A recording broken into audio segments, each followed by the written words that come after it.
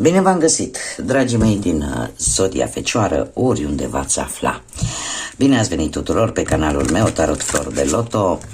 Eu sunt Nina și sunt gazda voastră, ca de fiecare dată, aici pe canal, la toate lecturile pe care eu le public. Azi vei face o lectură specială pentru un eveniment special, și anume Superluna în Berbec, de pe data de 17 octombrie acestui an. Dragilor, înainte de a începe, așa cum am făcut-o la celelalte zodii, o fac și la voi.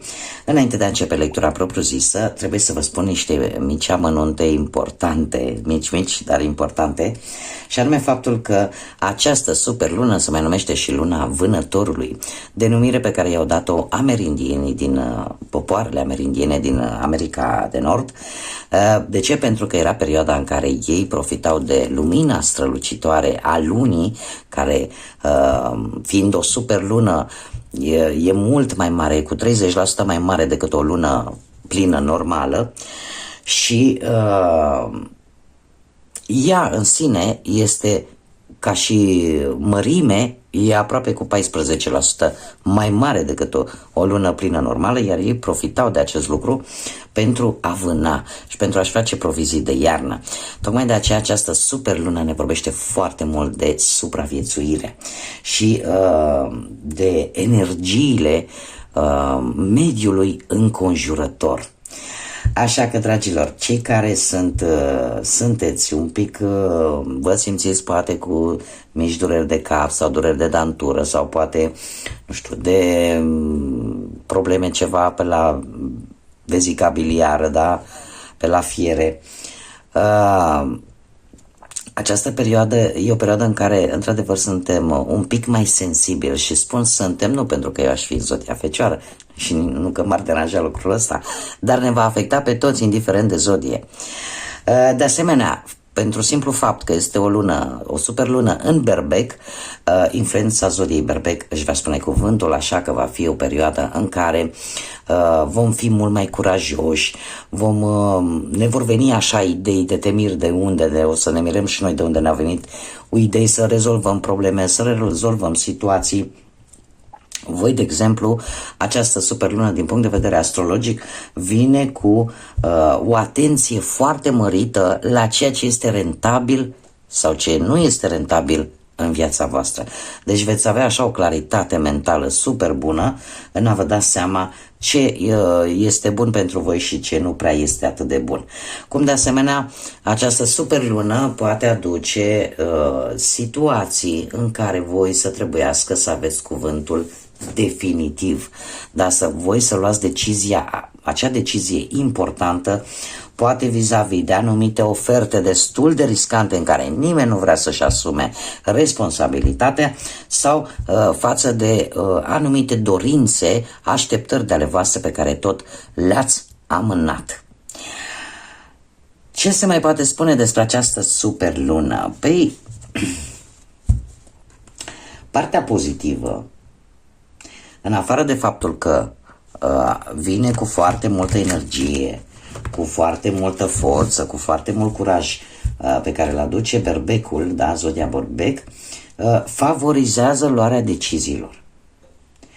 Și cumva anumite decizii care pentru unii dintre voi posibil până în prezent să fi fost foarte greu de luat, o să vedeți că brusc dintr-o dată găsiți soluția care trebuie și decizia e luată, indiferent de ce aspect al vieții vorbim. Ce mai este atât de important la această superlună? Faptul că are vibrația numărului 8. De ce? Pentru că prin reducere pitagorică, 17 a 10 a 2024, prin această reducere pe care nu vreau să pierd timp acum să vă expun, dar dacă căutați pe Google și o să vedeți cum se face, ne dă un număr 8.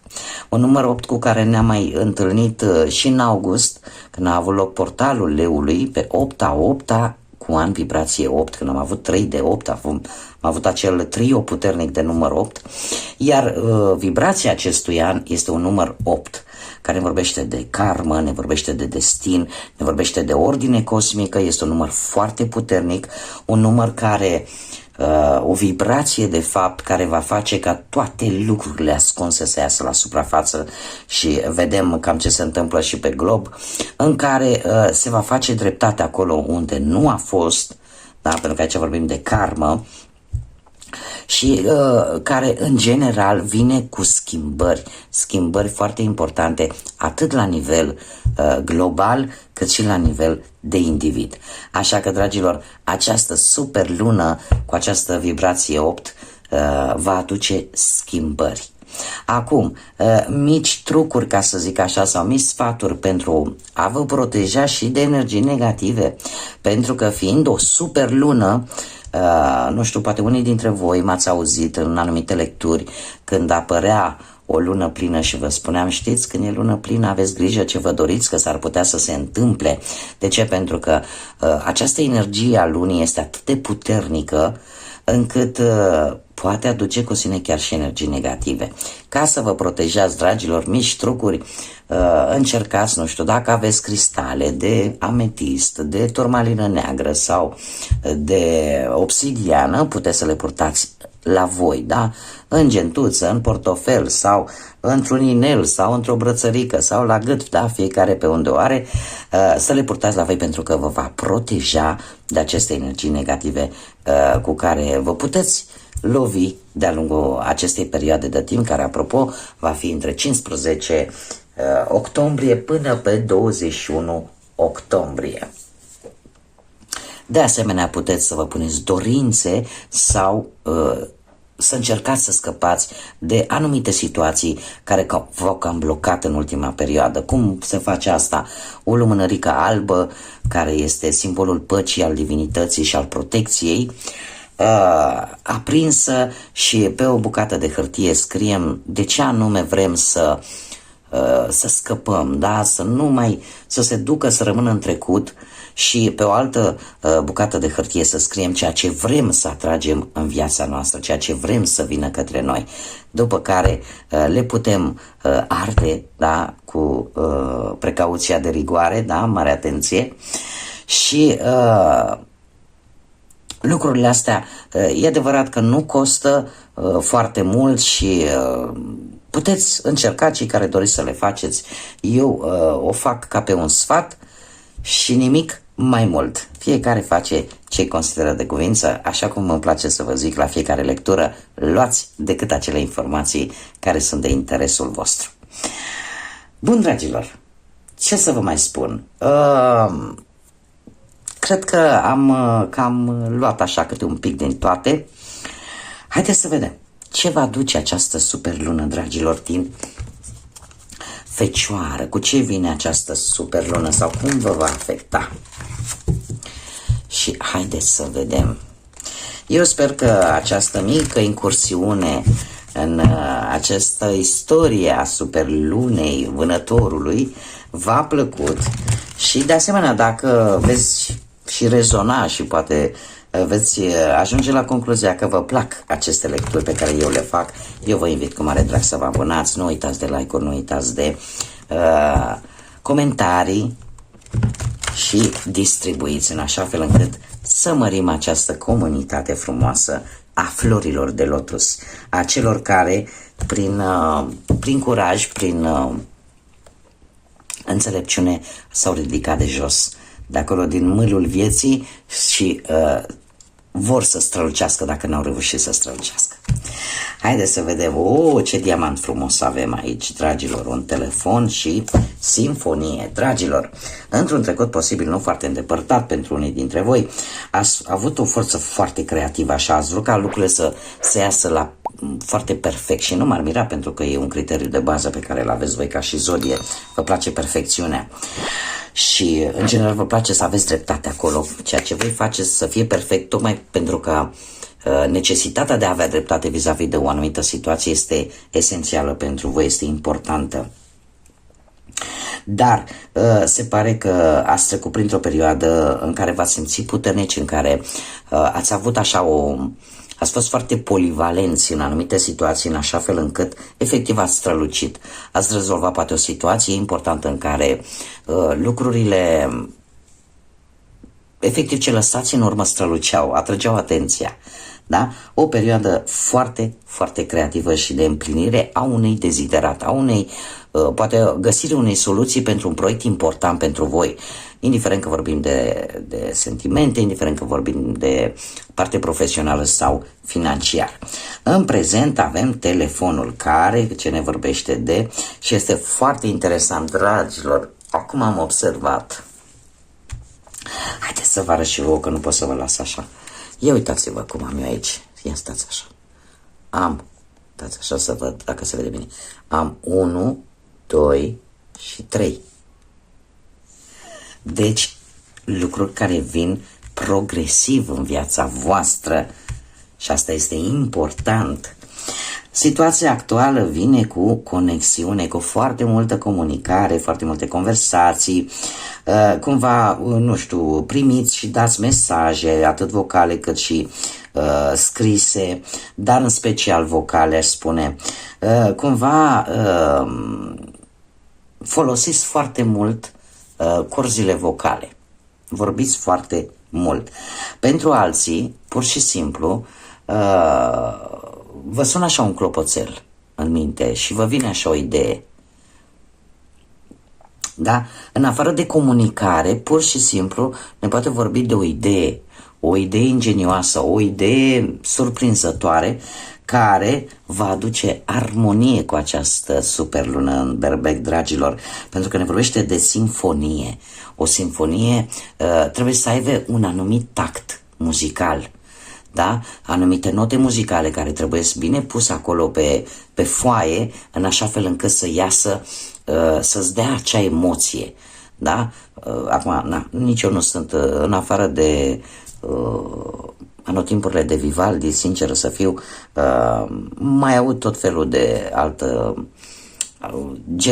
genul ăsta de muzică clasică, dar cel mai mult sunt pe Vivaldi cu anotimpurile, recunosc. Dar chiar și așa știm că trebuie să ai, să poți să scoți o melodie, trebuie să știi cum să pui notele muzicale, da? În așa fel încât ele să transmită acea armonie muzicală.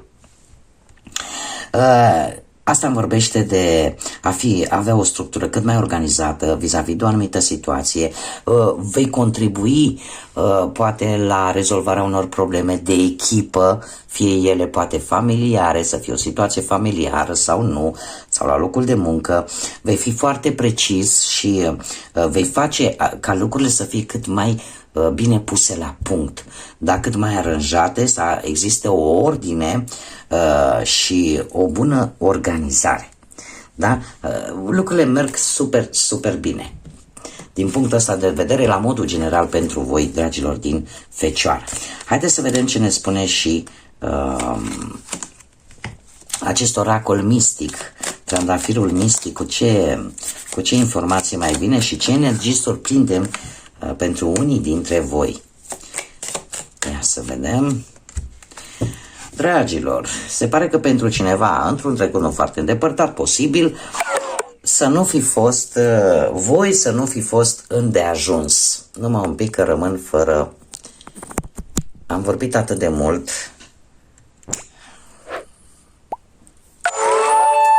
Sper că nu mă lasă tocmai acum. Nu, am rezolvat problema.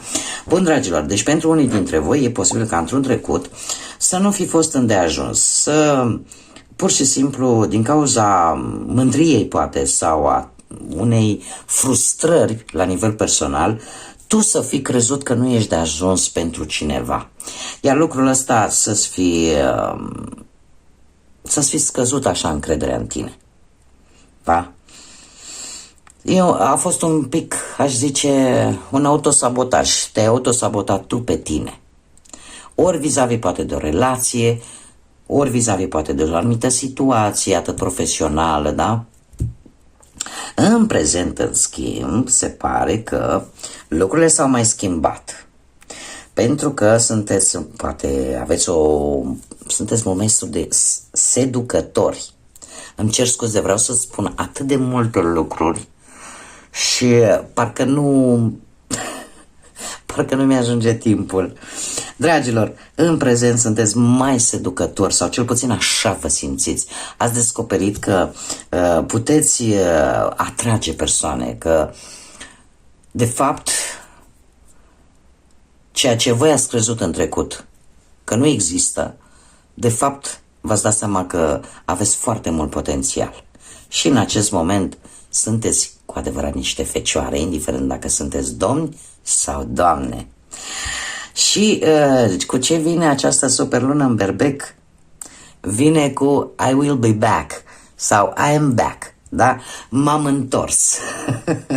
De ce? Pentru că e posibil să întâlniți unii dintre voi pe cineva nou, poate într-o relație, sau poate chiar să stabiliți o întâlnire, sau poate să aveți așa o întâlnire online, da? Prin mediile astea de socializare, din mediul ăsta online, în aplicațiile astea. Deci lucrurile funcționează și nu vor face altceva decât să-ți îmbunătățească și mai mult părerea despre voi înșivă și despre cât de puternici puteți fi și ce potențial aveți.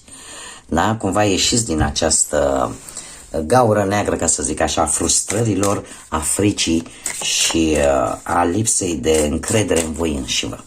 Haideți să vedem ce mesaj are grădina secretă pentru voi, pentru acest eveniment important. Un mesaj, te rog, pentru dragii mei din Fecioară.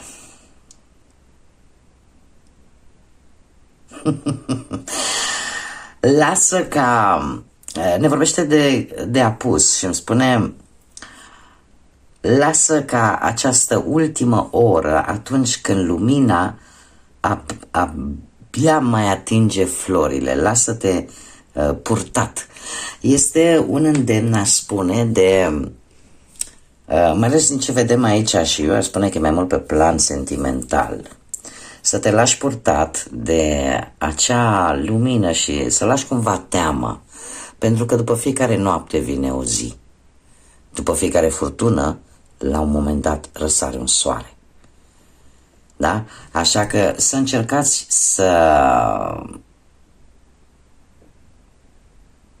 să luați viața așa cum vine și să vă bucurați de fiecare clipă și de fiecare moment.